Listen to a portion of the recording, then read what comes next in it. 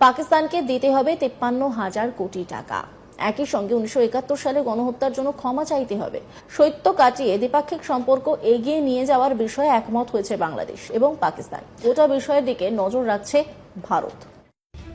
ইতিহাসকে জীবিত রাখার দিন শেষ। ইতিহাসকে মীমাংসার মাধ্যমে এগিয়ে যাচ্ছে বাংলাদেশ। 1971 সালের গণহত্যার জন্য ক্ষমা চাওয়া এবং সম্পদের ভাগ ও ক্ষতিপূরণ নিয়ে ঐক্যমত হয়েছে দুই বন্ধু দেশ বাংলাদেশ এবং পাকিস্তান।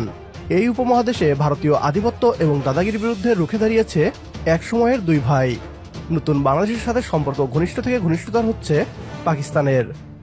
তবে ভ্রাতৃপ্রতিম দুই দেশের মাঝে গলার কাটা হয়ে আছে 1971 সালের অমীমাংসিত অধ্যায়। এবার বাংলাদেশের সাথে অমীমাংসিত সেই কালো অধ্যায়ের মীমাংসা করতে চায় পাকিস্তান। অতীতের কালো অধ্যায়ের মীমাংসা করে নতুন বাংলাদেশ পাকিস্তানের সাথে বন্ধুত্বের এক নয়া ভিত্তি স্থাপন করতে চলেছে, যা দেখে ঘুম হারাম হয়ে গিয়েছে ভারতীয় মিডিয়ার। এতদিন যে কারণকে দেখিয়ে বাংলাদেশ ও পাকিস্তানের মধ্যে দূরত্ব সৃষ্টি করে রেখেছিল ভারত, এবার তা মুছে যেতে চলেছে। পাকিস্তান শুধু ক্ষমাই চাইবে না, বরং স্বাধীনতার আগে বাংলাদেশের সাথে করা প্রতিটি অন্যায় এবং অবিচারের ক্ষতিপূরণও দিবে। পাকিস্তানকে সঙ্গে নিয়ে ভারতের বিরুদ্ধে বিশাল প্ল্যান করেছিল বাংলাদেশ, সঙ্গে নিয়েছিল চীনকেও। তবে বর্তমানে যা পরিস্থিতি, তাতে এবার বাংলাদেশের সঙ্গে পাকিস্তানের কি মধুর সম্পর্ক চটকে গেল? কারণ পাকিস্তানের থেকে 53,000 কোটির ক্ষতিপূরণ চেয়েছে বাংলাদেশ। ভাবতে পারছেন?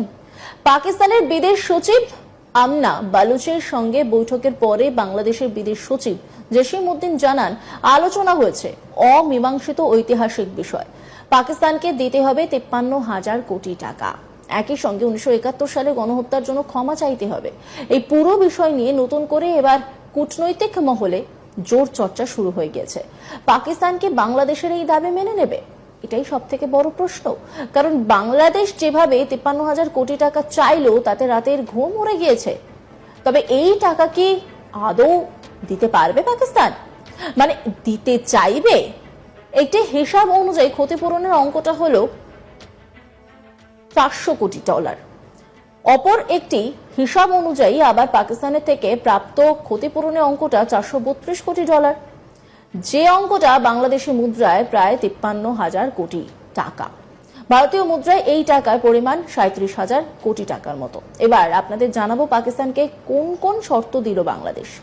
বিদেশ সচিব জসিম উদ্দিন জানিয়েছেন, শৈত্য কাটিয়ে দ্বিপাক্ষিক সম্পর্ক এগিয়ে নিয়ে যাওয়ার বিষয়ে একমত হয়েছে বাংলাদেশ এবং পাকিস্তান। তবে 1971 সালে গণহত্যার জন্য প্রকাশ্যে ক্ষমা না চাইলে এবং সম্পদ ফেরত না দিলে দুদেশের সম্পর্ক আদৌ ভালো কি থাকবে, সেটাই প্রশ্ন। পাকিস্তানের বিদেশ সচিব আমনা বালুচ তিনি কি বলছেন শোনাব আপনাদের। What did you buy specifically? How was the discussion? Food was excellent. How about the food and the discussion? Very nice, thank you. What did you buy specifically? How was the discussion? Food was excellent. How about the food and the discussion? Very nice, thank you. এখন প্রশ্ন হলো যে পাকিস্তানকে নিজের ইশারায় নাচাতে চাইছে বাংলাদেশ। সেই সঙ্গে বাংলাদেশের বিদেশ সচিব জানিয়েছেন, সেই অমীমাংসিত ঐতিহাসিক বিষয়গুলি দ্রুত সমাধানের মাধ্যমে কল্যাণমুখী সম্পর্ক গড়ে তোলার বিষয়ে আলোচনা হয়েছে।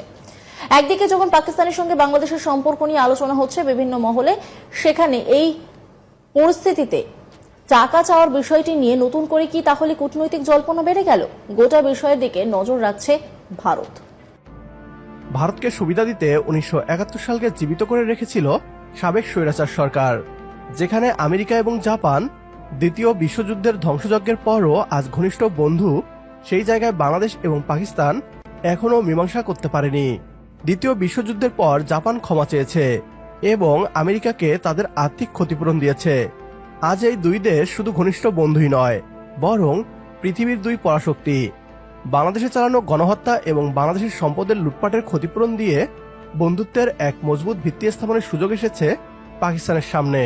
বাংলাদেশ ও পাকিস্তানের বৈঠক দেখে হিংসায় জ্বলে যাচ্ছে দাদারা। বিগত 54 বছরের ষড়যন্ত্রের ইতি ঘটাতে চলেছে ডক্টর মোহাম্মদ ইউনূসের নেতৃত্বাধীন অন্তর্বর্তী সরকার। ভারতীয় আধিপত্য থেকে মুক্ত হতে বাংলাদেশ ও পাকিস্তানের মধ্যে ঘনিষ্ঠ সম্পর্ক এখন সময়ের দাবি।